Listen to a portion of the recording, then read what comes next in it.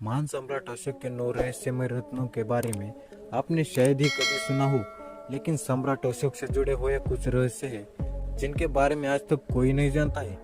बता दें कि सम्राट अशोक ने कलिंग युद्ध में हुई हिंसा से परेशान होकर संन्यास ले लिया था और इसके बाद उन्होंने बौद्ध धर्म अपना लिया था।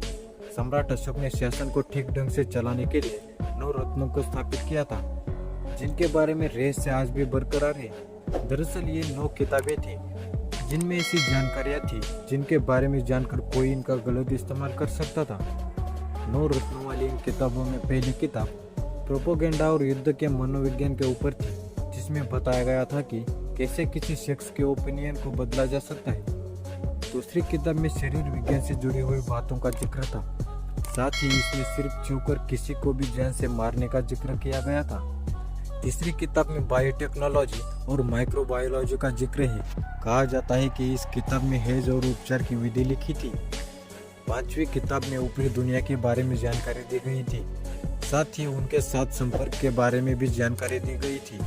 उस जमाने में लोग एलियंस का रहस्य जानते थे। इस क्रम में छठी किताब जो थी उसमें गुरुत्वाकर्षण वैमानिक शास्त्र के बारे में जानकारी दी गई थी।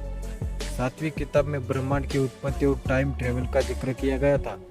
इस क्रम के 8वीं किताब में प्रकाश और उसकी रफ्तार का जिक्र किया गया है। 9वीं और अंतिम किताब में समाज शास्त्र का जिक्र है। इसमें समाज के उत्थान और उसके पतन की भविष्यवाणी भी की गई थी। क्या आप इस 9 रहस्यमय रत्नों के बारे में जानते थे? हमें कमेंट सेक्शन में जरूर बताना और ऐसे इन्फॉर्मेशन के लिए हमारे चैनल को सब्सक्राइब जरूर करना।